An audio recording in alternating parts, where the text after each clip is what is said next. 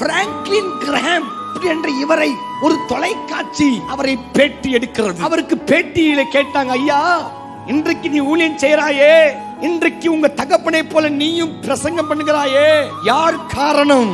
உங்க தகப்பனின் பிரசங்கம் தானே? இல்ல, வேற யாரையா? அவர் சொன்னாரு, எங்க அப்பா வாழ்க்கை தான் என்ன மாத்துச்சு. எங்க அப்பா வாழ்க்கை.